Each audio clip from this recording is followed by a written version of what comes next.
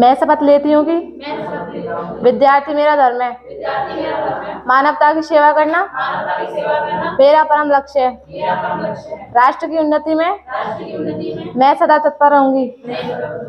अपने कर्तव्य मार्ग पर आगे बढ़ते हुए एक स्वच्छ, सुंदर तथा भ्रष्टाचार मुक्त मैं भारत का निर्माण करूंगी।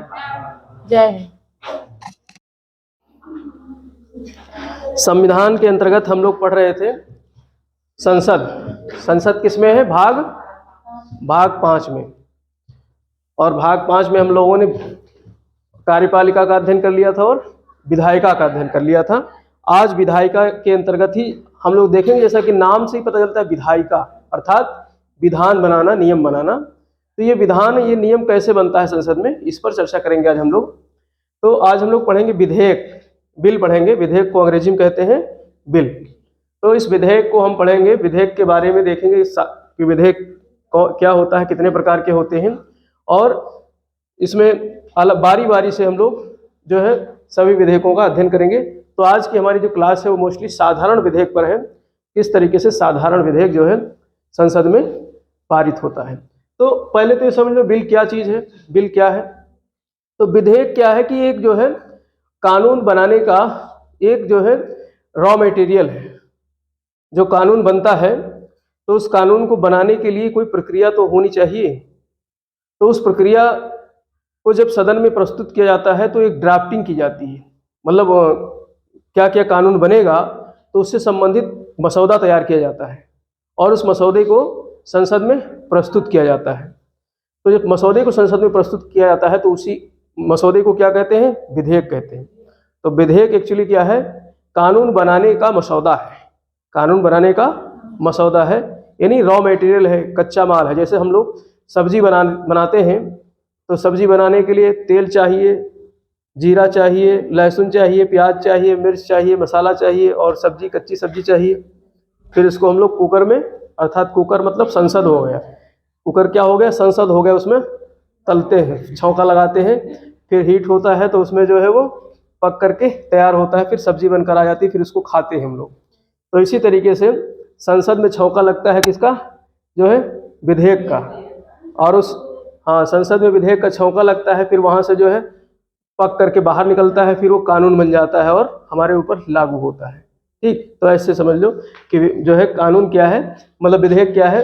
कानून बनाने की एक जो है मसौदा है, एक ड्राफ्ट है, जो कि संसद के द्वारा जो है प्रस्तुत करके संसद में और उसे पारित किया जाता है।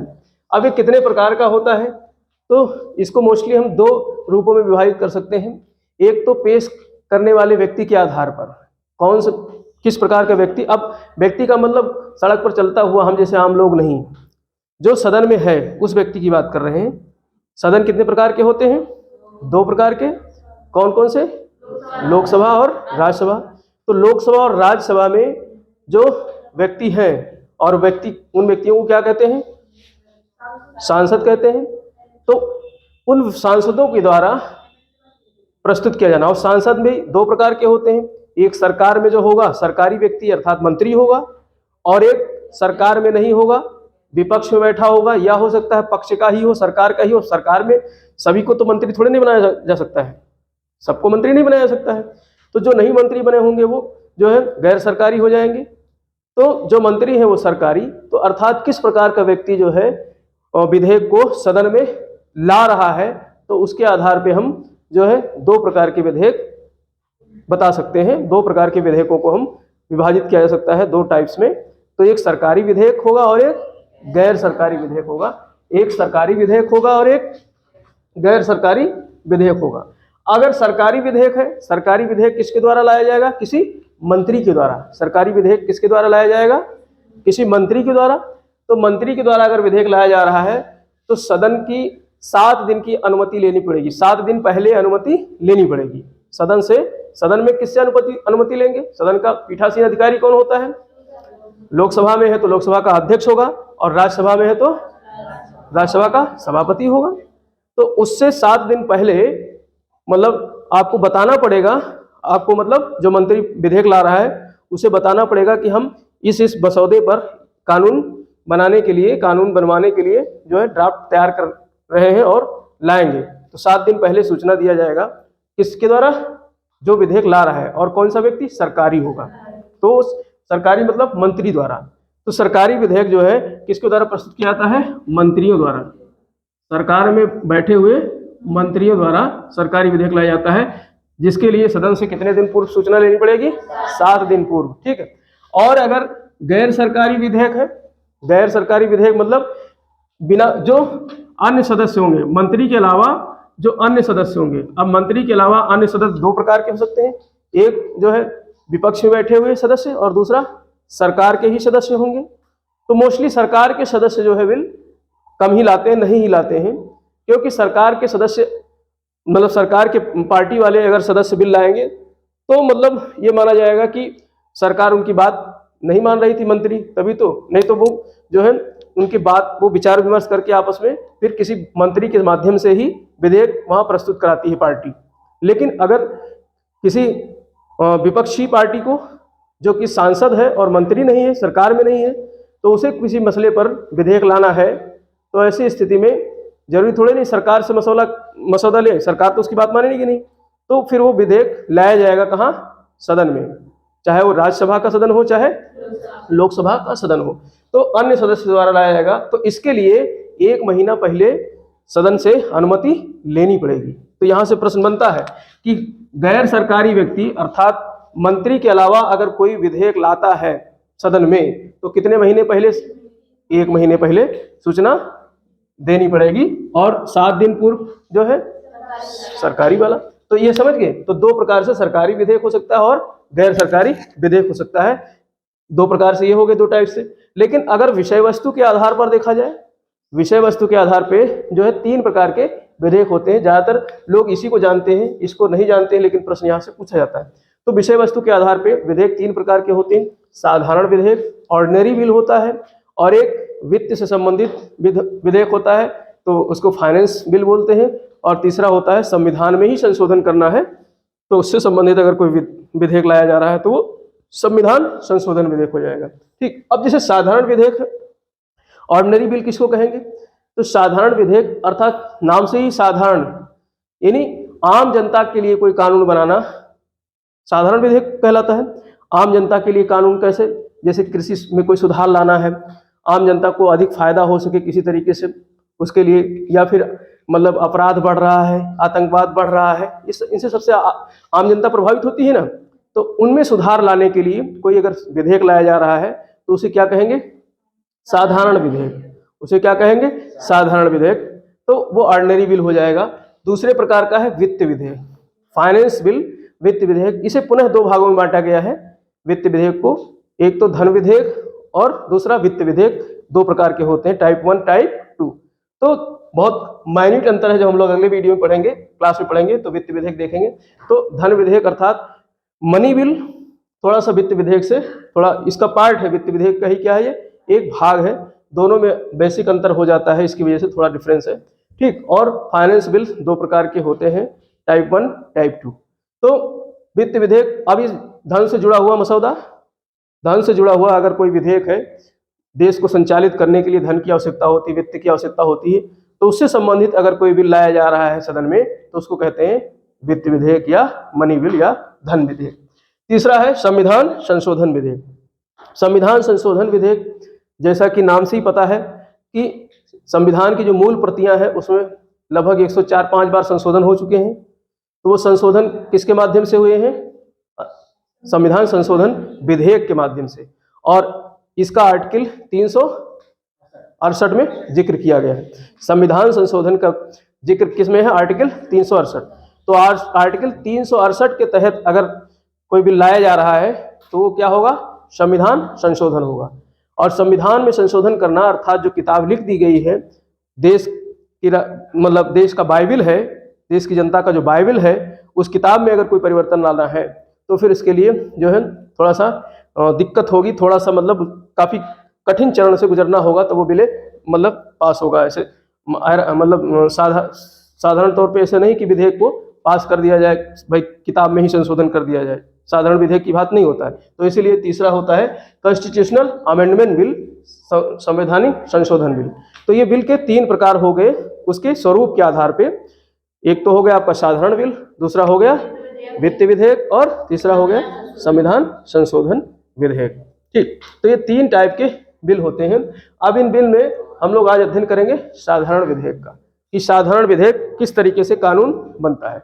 तो साधारण विधेयक जैसा कि हमने बताया कि आम जनता को प्रभावित करने वाले नियम कानून क्या कहलाते हैं, साधारण विधेयक।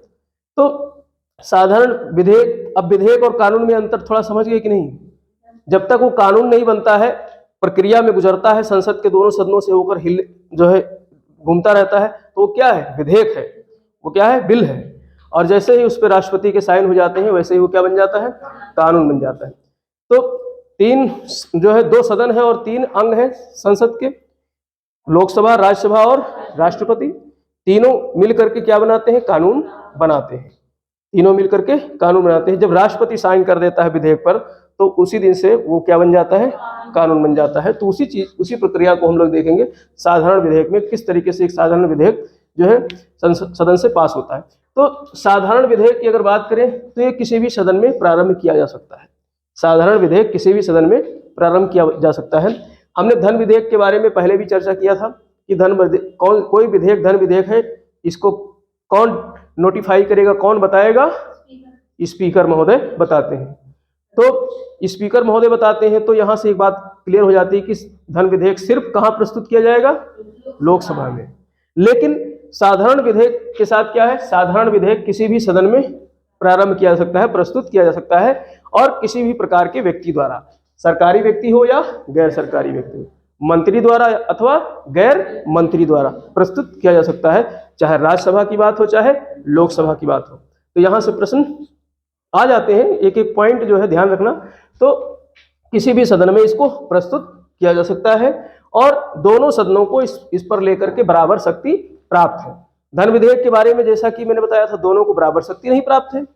राज्यसभा सिर्फ उसको कितने दिन तक रोक सकती है, 14 दिन तक। अगर लोकसभा से वो विधेयक पारित हो गया और राज्यसभा के पास भेजा गया, तो राज्यसभा 14 दिन के अंदर अगर उसको पारित कर दे तो ठीक है, नहीं संशोधन करती है तो संशोधन करके पुनः लोकसभा के पास भेज दे, तो लोकसभा उस पर चाहे तो संशोधन को माने चाहे ना माने, नहीं मानती है तो भी और मानती है तो भी 14 दिन के बाद वो पारित माना जाएगा स्वतः।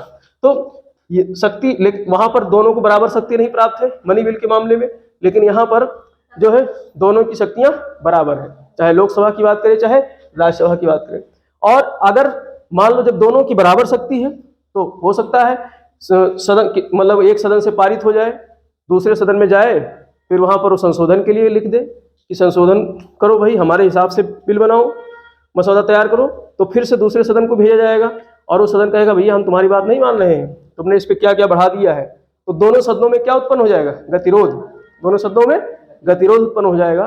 तो ऐसी स्थिति में बीच का रास्ता, और बीच का रास्ता क्या है, संयुक्त अधिवेशन। संयुक्त अधिवेशन, ज्वाइंट सेशन बुलाया जाता है। और संयुक्त अधिवेशन कौन बुलाता है, राष्ट्रपति बुलाते हैं। कौन से अनुच्छेद के अंतर्गत,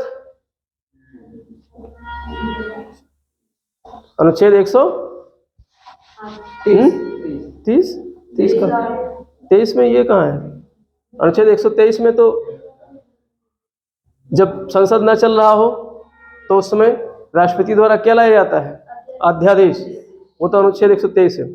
अनुच्छेद 108, अभी कोई बोला भी था शायद, अनुच्छेद 108 के तहत जो है संयुक्त अधिवेशन बुलाने का प्रावधान है। पढ़ा दिए पीछे, राष्ट्रपति पढ़ाए थे तब भी पढ़ाए थे, लोकसभा पढ़ा रहे थे तो भी पढ़ाए थे, बार बार इसको रिवाइज कराते रहते हैं। तो संयुक्त अधिवेशन जो है राष्ट्रपति द्वारा बुलाया जाता है, लेकिन अध्यक्षता कौन करता है, लोकसभा का अध्यक्ष, स्पीकर महोदय करते हैं। ठीक है, तो संयुक्त अधिवेशन बुला करके साधारण विधेयक पर गतिरोध को दूर किया जा सकता है। ठीक, अब जब संयुक्त अधिवेशन बुलाया जाएगा तो फिर किसका पलड़ा भारी पड़ेगा उसमें, लोकसभा का, क्योंकि सदस्य उसके क्या है, अधिक है। ठीक, और जैसा कि मैंने बताया कि इसको सरकारी अथवा गैर सरकारी कोई भी व्यक्ति इसे क्या कर सकता है, सदन में प्रस्तुत कर सकता है। ठीक, तो ये जो है साधारण विधेयक से संबंधित कुछ जो है बारीकियां थी, कुछ बातें थी। अर्थात साधारण विधेयक किसी भी सदन में प्रस्तुत किया जा सकता है, चाहे सरकारी व्यक्ति हो चाहे गैर सरकारी व्यक्ति हो, किसी की भी माध्यम से उसे प्रस्तुत किया जा सकता है और दोनों सदनों को बराबर शक्तियां प्राप्त है। ठीक, अगर गतिरोध उत्पन्न होता है किसी एक सदन में या दूसरे सदन में, दोनों सदनों में, तो फिर राष्ट्रपति उस पर क्या बुलाता है, संयुक्त अधिवेशन। इसके अलावा और किसी भी बिल में संयुक्त अधिवेशन का प्रावधान नहीं है। तो ये गांठ बांध लेना, प्रश्न आएगा कि संयुक्त अधिवेशन बुलाने का जो है प्रावधान किस विधेयक में है, तो दे देगा नंबर 1 केवल जो है साधारण विधेयक, नंबर 2 केवल मनी विधेयक, फिर दे देगा दोनों में और दोनों में नहीं। तो किस पर टिक लगाओगे, केवल साधारण विधेयक। ऐसे बना करके स्टेटमेंट पूछा जाता है प्रश्न। तो यहां से कंसेप्ट क्लियर होगा, तो इसको आसानी से हल कर सकते हो। अब ये विधेयक कैसे कानून बनता है, तो इसकी प्रक्रिया हम लोग देखते हैं, इसकी प्रक्रिया देखते हैं। तो साधारण विधेयक के कानून बनने के लिए जो है 3 चरण है। इसके क्या है, 3 चरण है, 3 वाचन होते हैं। 3 क्या होते हैं, वाचन। वाचन मतलब 3 मतलब इसकी रीडिंग्स होती है, 3 बार क्या होती है, इसकी रीडिंग्स होती है। सदन में इसको वाचन किया जाता है, रखा जाता है। तो अब ये तीनों वाचन हम लोग देखेंगे, रीडिंग्स को देखेंगे, 3 वाचन कैसे कैसे होते हैं। तो पहली बात तो किसी भी सदन में इसको प्रस्तुत किया जा सकता है। मान लेते हैं हम इसको लोकसभा से शुरू कर रहे हैं, लोकसभा से इसको शुरू कर रहे हैं। तो लोकसभा में पहली बात तो ये होगा कि मान लो अगर सरकारी आदमी लेकर आ रहा है तो कितने दिन पूर्व सूचना दिया होगा, 7 दिन में। मतलब आज से 7, आज मान लो उसको सदन में रखना है, पहला वाचन शुरू करना है, तो 7 दिन पहले अध्यक्ष को क्या बताया होगा कि भैया हम लाएंगे। और मान लो अगर गैर सरकारी व्यक्ति है तो कितने दिन पहले बताया होगा, 1 महीना पहले। ये तो क्लियर हो गया। तो निर्धारित, अब वहां से अध्यक्ष महोदय उसको तारीख दे देंगे कि फलाने तारीख की जब बैठक होगी संसद की, तो उसमें तुमको अपना पहला वाचन प्रारंभ करना है, अपने मसौदा तैयार करके लेके आना। तो उस दिन क्या होगा, निर्धारित तिथि पर उसे पटल पर रखा जाएगा सदन में।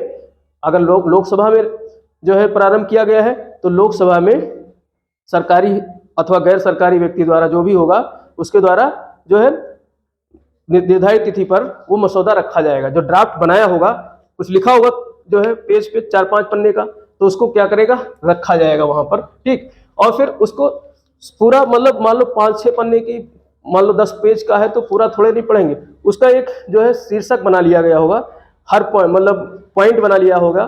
तो उस पॉइंट को और उसके उद्देश्य कि इस बिल को लाने का हमारा क्या उद्देश्य है, तो उसके शीर्षक को, उसके उद्देश्य को जो है पढ़कर सुनाया जाएगा, वहां पर पढ़ करके सभी को सुनाया जाएगा।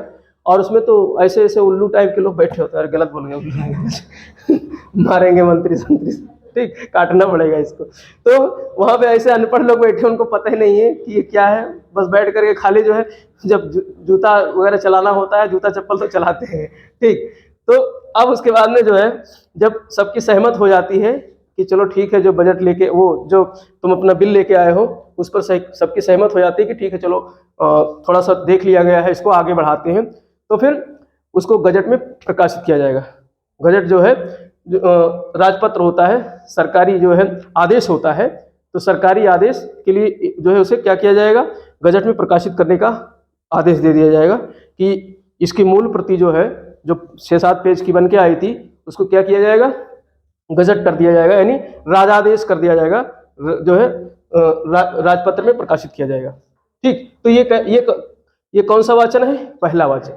तो पहला वाचन में 2-3 बातें होती हैं। पहला तो ये है कि निर्धारित तिथि पर रखा जाएगा व्यक्ति द्वारा, ठीक है, और जो है उसके उद्देश्यों को पढ़कर बताया जाएगा, और अगर सहमत बनती है तो ऐसी स्थिति में राजपत्र में उसे प्रकाशित कर दिया जाएगा। अब मुख्य दूसरा वाचन आता है, मुख्य जो होता है वो दूसरा वाचन होता है, जो कि काफी प्रमुख चरण है। तो प्रश्न यहाँ से पूछा जाएगा कि विधेयक जो बिल बनता है वो 3 चरणों में जो बनता है, तो कौन सा चरण, कौन सा वाचन सबसे महत्वपूर्ण है, तो दूसरा चरण सबसे महत्वपूर्ण है। इस दूसरे चरण में, इस वाचन में इसके 3 चरण होते हैं, 3 अवस्थाएं होती हैं, इसकी जो है 3 अवस्थाएं होती हैं दूसरे चरण के। पहली तो जो गजट प्रकाशित हुआ था, जो गजट जो है राजपत्र जो है प्रिंट हुआ था, उसको क्या किया जाता है, बांटा जाता है। जैसे तुम सब मान लो कि यहाँ पर क्या बैठे हो, सांसद बैठे हो, तो सबको एक एक प्रति पकड़ा दी जाती है, तो सबको पकड़ा दिया जाएगा और कुछ तो उसका जो है जहाज बना के उड़ाते हैं तो प्रिंटेड प्रति को सबको बांट दिया जाता है, फिर उसके सिद्धांत और जो उपबंध है उस पर चर्चा होती है, सब लोग अपने पास रख करके उसको पढ़ते हैं, फिर इस पर क्या होती है, चर्चा होती है, और इसके बाद में उसे एक जिस सदन में उसको रखा गया है, जिस सदन में मतलब प्रस्ताव लाया गया है, उस सदन में प्रवर समितियां होती हैं। प्रवर समिति यानी कुछ लोगों, कुछ मतलब सांसदों का एक समूह होता है, ठीक, उस समूह को भेज दिया जाता है उस पर जो है अपनी राय जानने के लिए। तो वहां पर मैंने बताया जैसा कि वहां तो सांसद ऐसे भी होते हैं जो पढ़े लिखे नहीं है, जिनको पता नहीं है ABCD कैसे कानून होते हैं, क्या होते हैं, तो उनसे काम थोड़े नहीं होगा। तो इसलिए प्रवर समिति बनाई गई है जिसमें अच्छे खासे ज्ञानी लोग होते हैं, पढ़े लिखे लोग होते हैं, उनको सलाह देने के लिए IAS अधिकारी होते हैं, सचिव होते हैं। तो उन प्रवर समिति को उस सदन की, दोनों सदनों की प्रवर समितियां होती हैं, ठीक है, राज्यसभा की भी और लोकसभा की, तो प्रवर समिति के पास जो है उस मसौदे को भेजा जाता है, उस ड्राफ्ट को भेजा जाता है, ठीक। तो प्रवर समिति के पास भेजा जाएगा। और आपने ये भी देखा होगा कि पहले की सरकार इतना नहीं कर रही थी, लेकिन मोदी सरकार क्या करती है, जनता की भी राय ले रही है। तो दूसरे वाचन में ही प्रश्न यहाँ से पूछा जा सकता है, अभी तक कभी पूछा नहीं गया है कि किस वाचन में जो है कानून बनाने के लिए जनता की राय लिया जा सकता है। तो दूसरे वाचन में कानून बनाने के लिए जनता की भी राय लिया जा सकता है, क्योंकि जनता के प्रतिनिधि तो राय दे ही रहे हैं, लेकिन डायरेक्ट जनता से भी राय लिया जा सकता है। तो आपने देखा होगा कई कानून जो बनाए गए हैं, तो उसमें सरकार ने जो है राय लेने के लिए मतलब कई कार्य किए हैं। जैसे आपका ये कानून आया था नई शिक्षा नीति, तो नई शिक्षा नीति लेने के लिए जो मतलब नई शिक्षा नीति लाने से पहले जो है सभी राज्यों की मतलब जो जनता थी तो उनकी राय ली गई। अब जनता में अब ये थोड़ी नहीं जो चाय बेच रहा है वो क्या जो है बताएगा कैसे जो है शिक्षा नीति होनी चाहिए। मतलब जनता मतलब पढ़ी लिखी जो जनता है, मतलब जो शिक्षाविद हैं, शिक्षाविद भी तो जनता है, मंत्री अगर नहीं है तो जनता ही तो है वो। तो शिक्षाविद पढ़े लिखे व्यक्ति, उनकी राय ली गई, यूनिवर्सिटीज में कॉलेजेस में भेजा गया, सबने अपना अपना मसौदा बना करके भेजा, तो ये जनता की राय हो जाती है। ये क्या हो जाती है, जनता की राय। तो जनता की राय भी ली, जरूरत पड़े तो सरकार मतलब सरकार क्या वो विधेयक जो गजट में प्रकाशित हुआ है उस पर उसको आम मतलब अखबार में छाप दिया जाएगा कि ये सरकारी गजट है, और सरकारी गजट को कोई भी मतलब राष्ट्रीय समाचार पत्र और जो है लोकल समाचार पत्र वो छाप सकते हैं, जिससे कि जनता को उस विधेयक के बारे में जानकारी हो जाए। और फिर नंबर दे देंगे, इस नंबर पे व्हाट्सएप करो, तो ये सब चीज़ें भी हो सकती हैं, ठीक। तो अब ये पहला चरण तो ये हो गया। पहले चरण में मतलब सबको प्रिंट बांटना है गजट का, और उसके सिद्धांत और उपबंधों की चर्चा होनी है, और प्रवर समिति को भेजा जाएगा या फिर जनता की भी राय ली जाएगी। दूसरा चरण है इसी में, दूसरे वाचन में ही दूसरा चरण है, जो समिति है, जो प्रवर समिति है, वो बैठ करके विचार विमर्श करेगी। वो बैठ करके विचार विमर्श करेगी, फिर उस पर अपना एक रिपोर्ट लगाएगी, फिर उसमें अपना एक रिपोर्ट लगाएगी और कहेगी पॉइंट नंबर 3 में थोड़ा सा संशोधन करना है। उसका जो मूल उद्देश्य है, मूल उद्देश्य जो है ड्राफ्ट का, उसमें परिवर्तन नहीं कर सकती है प्रवर समिति, सिर्फ थोड़ा सुझाव दे सकती है कि ये ऐसे नहीं ऐसे होना चाहिए था, ऐसे कर दो तो और अच्छा रहेगा। फिर रिपोर्ट बना करके उसको सदन में रखा जाएगा, जिस सदन का है उसी सदन में रखा जाएगा, ठीक। तो दूसरे चरण में ये होगा। फिर तीसरा चरण क्या होता है, अब वहां पर सब बैठेंगे, उस पर क्या होगा, विचार विमर्श होगा। जो प्रवर समिति ने जो पॉइंट्स बिंदु जो बना की रिपोर्ट जो दी, उस रिपोर्ट को सदन में पढ़ा जाएगा, ठीक। तो पढ़ा जाएगा, उसके बाद में उस पर क्या होगा, सदन विचार विमर्श करेगी, ठीक। और हर पॉइंट पे उस पर चर्चा किया जाएगा और हर पॉइंट पे मतदान कराया जाएगा। पॉइंट नंबर 3 पे कौन सहमत है, हाथ खड़ा करना, ऐसे। तो खंडवार उस पर क्या होगा, जो है मतदान कराया जाएगा, खंडवार। तो सब पर मतदान कराया जाएगा। और अगर मान लो जो है सदस्य कहें, कुछ सदस्य मिलकर के कहें इस बिंदु पे हम संशोधन चाहते हैं, तो उस पर सुझाव भी दे सकते हैं, संशोधन चाहते हैं तो उस पर सुझाव भी दे सकते हैं। तो इस तरीके से जो दूसरा वाचन हुआ, दूसरे वाचन को 3 चरणों से होकर के गुजरना पड़ता है। तो 3 चरणों में दूसरा वाचन कंप्लीट हो जाता है। तो ये एक महत्वपूर्ण वाचन है, दूसरा चरण जो है एक महत्वपूर्ण। तो इसमें जो मुख्य बात निकल करके आती है वो क्या आती है कि एक तो पहली बात प्रिंटेड गजट सबको दे दिया गया दूसरे वाचन में, और मेन मुद्दा है प्रवर समिति। प्रवर समिति को जो है दिया जाता है प्रति, और प्रवर समिति उस पर विचार विमर्श करती है और अपना जो है नोट लगाती है, उस पर अपना सुझाव व्यक्त करती है, और खंडवार जो है उस पर सदन द्वारा बहस होता है और मतदान कराया जाता है। तो ये मुख्य बिंदु हो गए, ये मुख्य बात हो गई, और जरूरत पड़ेगी तो जनता की भी राय ली जा सकती है। तो इस तरीके से दूसरा वाचन हो जाता है। फिर इसके बाद में शुरू होगा तीसरा वाचन। तीसरा वाचन में क्या होता है, इसमें जब सब कुछ हो ही गया, खंडवार क्या हो गया, मतदान हो गया सब कुछ, तो तीसरे वाचन के लिए फिर से सभा बैठक होगी, और उसमें या तो उसको साधारण विधेयक से पारित कर दिया जाएगा, या अगर गतिरोध बनती है, असहमत होता है, तो वो फिर से जो है ड्राफ्ट वहीं पे खत्म हो जाएगा, नहीं तो उसे साधारण बहुमत से पारित कर दिया जाएगा। तो जो साधारण विधेयक है उसको कैसे पारित किया जाता है, साधारण बहुमत से। और साधारण बहुमत किसको कहते हैं, सदन में उपस्थित जितने व्यक्ति हैं उसका कितना, 1/3। 1/3 विशेष बहुमत होता है 2/3, और साधारण बहुमत होता है 1/3। सदन में जितने उपस्थित हैं, सदन की पूरी संख्या नहीं, जैसे विधानसभा राज्यसभा लोकसभा में मान लो 545 सदस्य हैं, तो उनका 1/3 नहीं, बल्कि जितने वहां उपस्थित हैं। और कोरम कितना होता है, 1/10 का। तो 1/10 सदस्य होंगे तभी वो उस पर चर्चा हो सकती है किसी भी विधेयक पर, और उतने अगर सदस्य ही नहीं है तो फिर बैठक ही बंद नहीं की जाएगी, बैठक ही क्या कर दी जाएगी, उसको स्थगित कर दिया जाएगा। यानी अगर मान लेते हैं 60 मेंबर्स बैठे हैं, तो 60 का 1/3 कितना हो गया, 60 को 3 से भाग दोगे तो कितना हो जाएगा, 20। तो 20 लोगों द्वारा उसे पारित अगर कर दिया जाता है, तो उस सदन से वो क्या हो जाएगा, पारित हो जाएगा। तो उस सदन से पारित हो जाएगा तो क्या वो कानून बन जाएगा, कानून बन गया। अभी कानून कहाँ बना है, अभी तो सिर्फ एक सदन से पारित हुआ है, अभी तो सिर्फ एक सदन से पारित हुआ है। अब वो जो है दूसरे सदन भेजा जाएगा। अब कहाँ भेजा जाएगा, दूसरे सदन। तो दूसरे सदन में यही प्रक्रिया होगी, 14 दिन इसके लिए नहीं, यही प्रक्रिया है, यही प्रक्रिया अपनाई जाएगी। तीनों चरण अपनाए जाएंगे। कितने चरण, तीनों चरण। तीनों चरणों के वाचन होंगे। अब उसमें जो है ये 4 प्रकार की जो है स्थिति बन सकती है, 4 प्रकार की स्थिति बन सकती है। अगर लोकसभा ने पारित करके भेजा है राज्यसभा को, या राज्यसभा ने पारित करके लोकसभा को भेजा है, तो 4 परिस्थितियां बन सकती है। पहला तो पारित कर सकता है वो सदन जो है, उसे क्या कर सकता है, पारित कर सकता है। तीनों वाचन होंगे, उसी तरीके से प्रवर समिति वहां पर विचार विमर्श करेगी, अपनी नोटिंग लगाएगी, और वो वहां से भी पारित हो जाएगा। तो वहां से पारित हो जाएगा तो फिर राष्ट्रपति के पास उसे सरकार दिया जाएगा। दूसरी स्थिति क्या बनती है, अस्वीकृत कर सकती है उसको, कहे भैया हम ये इसमें नहीं मानते हैं, ये तुम्हारा जो है पारित नहीं करते हैं, तो गतिरोध उत्पन्न हो जाएगा। तो ऐसी स्थिति में फिर संयुक्त अधिवेशन।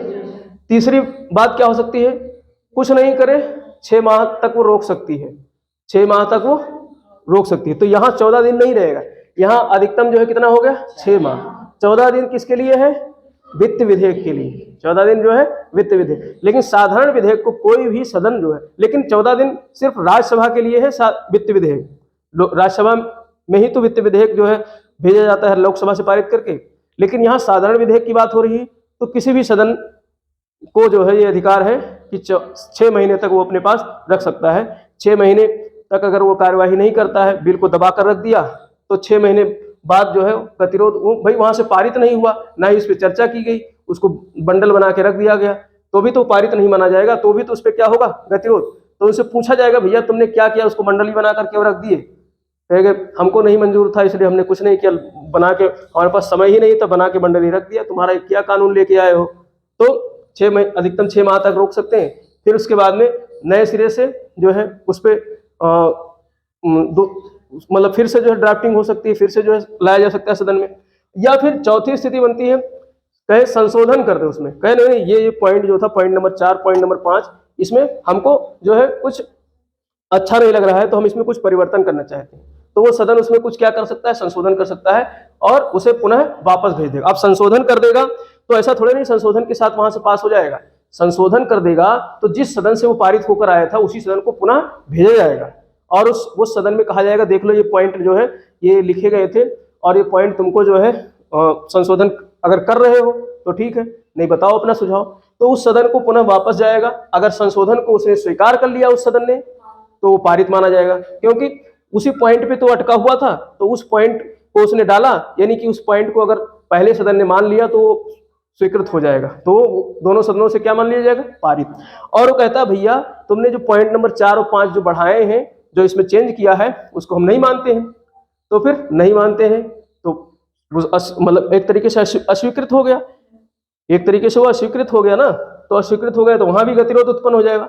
तो 3 गतिरोध उत्पन्न होते हैं। पारित कर दिया तो गतिरोध नहीं हुआ, लेकिन नहीं पारित किया, अस्वीकृत कर दिया, 6 माह के लिए रोक लिया, संशोधन करने के लिए भेज दिया, तो ऐसी स्थिति में गतिरोध उत्पन्न हो जाता है।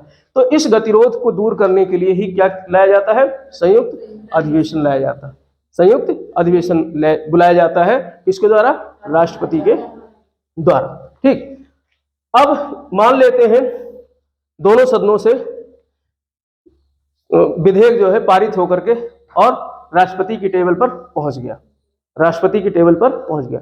तो राष्ट्रपति के पास जो है 2 परिस्थितियां बनेंगी, वो सिग्नेचर करेगा और ओके कर देगा। सिग्नेचर करेगा तो फिर क्या होगा, वो कानून बन जाएगा। सिग्नेचर करते ही वो क्या बन जाएगा, कानून। वो अगर यस कर दिया तो फिर वो विधेयक क्या बन जाएगा, कानून। लेकिन दूसरा उसको वीटो मिला हुआ है, दूसरा उसको क्या मिला है, वीटो। वीटो हमने पढ़ाया था राष्ट्रपति की शक्तियों में, तो वीटो पावर हमने पढ़ाई थी। 3 प्रकार के वीटो पावर राष्ट्रपति को मिला है। वीटो मतलब मना करना, वीटो का मतलब क्या होता है, मना करना। तो अब वो मना 3 तरीके से करेगा। हाँ कह दिया तो कानून बन गया, मना 3 तरीके से करेगा। वीटो वो 3 प्रकार का लगाएगा। अनुच्छेद 111 का, तो प्रश्न यहां से पूछा जाता है कि राष्ट्रपति की वीटो शक्तियां कौन से अनुच्छेद में है, 111 में। तो राष्ट्रपति की वीटो शक्तियां 111 में है और 3 प्रकार के वीटो का प्रयोग कर सकता है। पहला वीटो है आत्यांतिक veto, absolute veto, absolute veto या आत्यांतिक वीटो, अर्थात जो है राष्ट्रपति उस पर अनुमति नहीं देगा, राष्ट्रपति उस पर अनुमति नहीं देगा। इस साधारण विधेयक की बात हो रही, तो राष्ट्रपति उस पर अनुमति नहीं देगा, तो इसको कहते हैं आत्यांतिक वीटो, एब्सोल्यूट वीटो। दूसरा निलंबनकारी वीटो, सस्पेंशन। अब राष्ट्रपति के पास भी अधिकार है कि वो उसको पुनः विचार के लिए कुछ बिंदु उस पर जो है बढ़ा सकता है, घटा सकता है, तो पुनः विचार के लिए सदन को वापस भेज सकता है, तो उसको कहते हैं निलंबनकारी, सस्पेंशन वीटो। उसको क्या कहते हैं, सस्पेंशन वीटो, यानी पुनः विचार के लिए वापस भेज दिया तो सस्पेंशन वीटो। डिटेल में हमने पढ़ाया था अच्छी तरीके से। और दूसरा क्या है, जेवी veto, pocket veto, pocket veto या जेवी वीटो।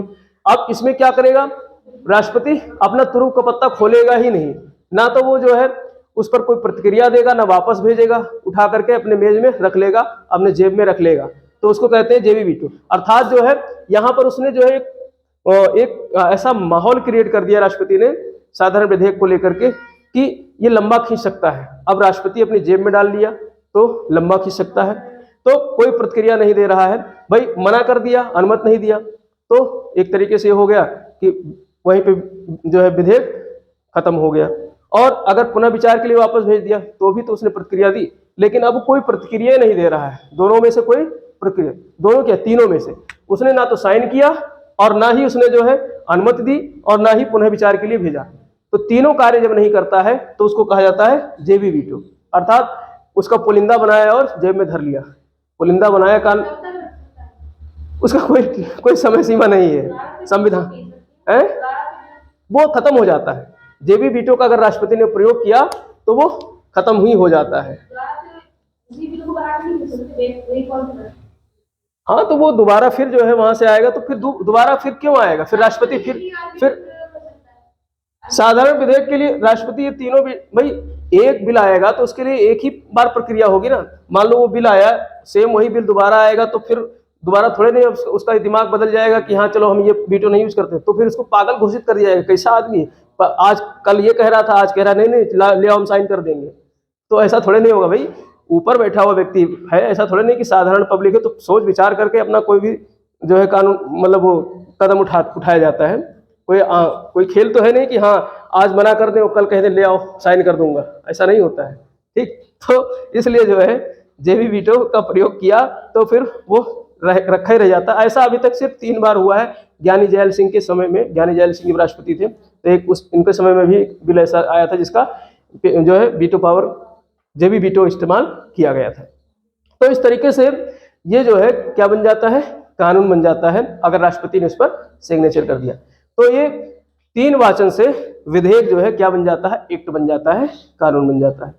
ठीक, तो इस तरीके से ये पूरा हमने जो है साधारण विधेयक का पूरा चर्चा किया। इसमें जो मेन बातें हैं उसको एक बार फटाफट रिवाइज कर लेते हैं। विधेयक जो है मुख्य रूप से 2 प्रकार के होते हैं।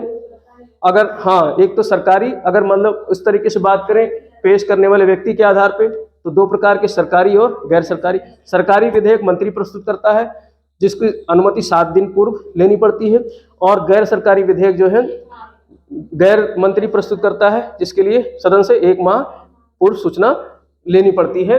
और अगर विषय वस्तु के आधार पर बात करें, यानी किस विषय पर विधेयक लाया जा रहा है, तो आम जनता पर है, साधारण व्यक्तियों पर है तो साधारण विधेयक, और अगर धन संपत्ति पर है, वित्त पर है तो वित्त विधेयक, और संविधान का संशोधन ही करना है तो संविधान संशोधन विधेयक। ठीक है, तो साधारण विधेयक के लिए जो है क्या होता है, 3 वाचन होते हैं और ये किसी भी सदन में प्रस्तुत किया जा सकता है, और दोनों सदनों को इस पर बराबर शक्ति प्राप्त है।